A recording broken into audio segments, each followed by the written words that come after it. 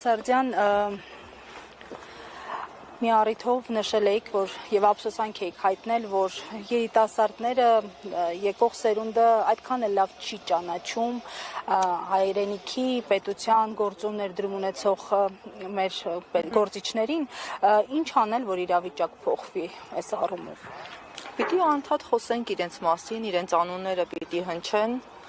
եւ ամենակարևորը, որ որևէ մեկս, եթե մենք ինքներս ենք, արժեքները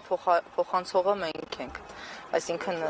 այդ ամեն ինչը փոխանցվում է ժառանգաբար, փոխանցվում է սերնդեսերունդ եւ եթե մենք ամեն մեկս որոշենք, որ եկեք չխոսենք, դե լավ, դրա ժամանակը չի, արդեն անցած է, արդեն հնամաշ է, արդեն դրա մասին որևէ մեկը չի խոսում կամ քիչ կարևոր է, կամ այլ արժեքներ ենք ներմուծում մեր առօրյա եւ մեր կենցաղ եւ մեր արժեքային համակարգի մեջ ինքնստինքյան այդ ամեն կարևորը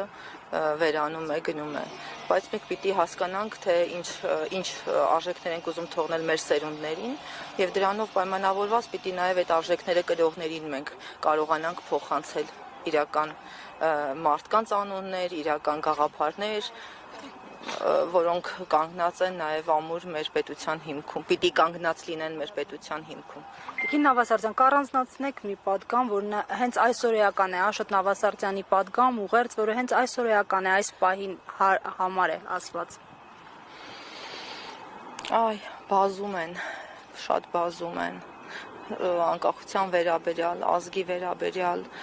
եւ ամենակարևորը, որ ասում եմ միայն պետություն ստեղծելով մենք չենք կարող մեր խնդիրները լուծված համարել, պիտի լինի նաեւ բնակչի խնդիրը, մենք կարողանանք ճիշտ քաղաքացի, ճիշտ երկրի նվիրյալ ձևավորել, ճիշտ, չգիտեմ, ապրող բնակիչ նվիրել, ստեղծել, հա, արարել, կառուցել, չգիտեմ, ձևավորել, որ կարողանանք նաեւ այս երկիրը պահել, այլապես լավ բանի չենք հասնի։ Շնորհակալություն։ Շնորհակալություն ձեզ։